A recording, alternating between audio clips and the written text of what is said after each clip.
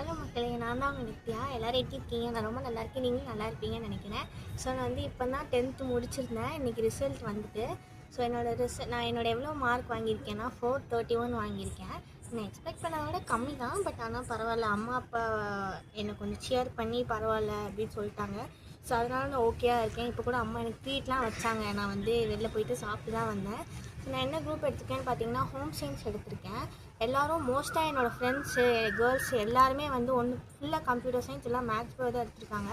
நான் home science எடுக்கிறேன்னு சொன்னப்பவே அதெல்லாம் எடுத்தேன் அது என்ன அப்படின்னு கேட்டாங்க. நிறைய பேர் தெரிஞ்ச நிறைய அம்மாவோட ஃப்ரெண்ட்ஸாக இருக்கட்டும், நிறைய பேர் ஏன் ஹோம் சயின்ஸ் எடுத்துருக்கேன்னு கேட்டாங்க. எனக்கு என்னமோ தெரில, இன்ஜினியரிங்கு, டாக்டரு, டீச்சர் எதுலேயுமே இன்ட்ரெஸ்ட் இல்லை. எனக்கு எதுவுமே எனக்கு படிக்கவே பிடிக்காது. கொஞ்சம் எதாவது டிஃப்ரெண்ட்டாக எனக்கு படிக்கணும்னு தான் இன்ட்ரெஸ்ட்டு. ஹோம் சயின்ஸ் எனக்கு வந்து ஸ்டார்டிங்லேருந்தே எனக்கு ஹோம் சயின்ஸு, அந்த hotel management, fashion designer, interior decoration அதிலலாம் எனக்கு இன்ட்ரெஸ்ட் நிறையவே உண்டு. ப்ளஸ் நான் வந்து ஒன்று புதுசாக பார்த்தேன், ஹோம் சயின்ஸில் நியூட்ரிஷனிஸ்ட் இருக்குதுன்னு. ஸோ அதுலேயுமே எனக்கு உள்ளே போகலான்னு சொல்லிட்டு எனக்கு தோணுச்சு. அதனால் ஹோம் சயின்ஸ் எடுத்துகிட்டு எப்படி இருக்குதுன்னு பார்ப்போன்னு சொல்லிட்டு ஹோம் சயின்ஸ் எடுத்துருக்கேன். ஸோ இதை வந்து இது வந்து ஒரு முக்கியமான பார்ட்டே என்னோடய லைஃப்பில். அதை வந்து உங்கள்கிட்ட ஷேர் பண்ண எனக்கு தோணுச்சு.